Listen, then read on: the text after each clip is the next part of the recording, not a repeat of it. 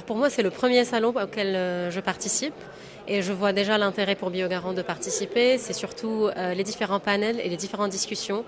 Vraiment, c'est très enrichissant. J'ai pu hier et aujourd'hui participer à des panels qui m'ont fait encore réfléchir à beaucoup plus de problématiques et aux challenges donc je vois en fait que notre entreprise a un peu les mêmes challenges que les autres entreprises ont et c'est un endroit où on peut échanger entre entrepreneurs, entre entreprises ici pour vraiment trouver des solutions ensemble pour améliorer la façon de travailler sur ce continent-là.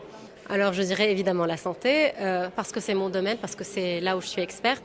En fait, effectivement, comme vous le dites, les dernières années ont été un vrai challenge.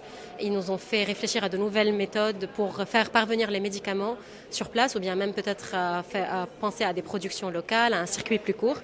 Je dirais que la santé est vraiment un des sujets sur lesquels l'Afrique doit se concentrer, surtout qu'il y a beaucoup de maladies qui existent encore en Afrique, qui sont peut-être qui sont extincts dans le reste du monde.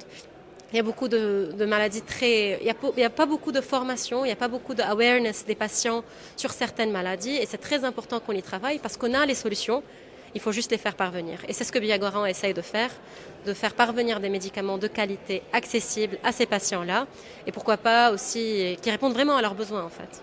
En fait, on a besoin de ressources sur place et de faire travailler un peu la conscience des patients pour comprendre l'importance du médicament, comment le prendre correctement, le bon patient, le bon médicament, le bon moment. C'est la prise d'information des patients et des professionnels de santé, d'être au courant de ce qui existe et vraiment donner le bon médicament au bon patient. C'est ça en fait, c'est pas un manque de moyens, mais surtout c'est l'éducation.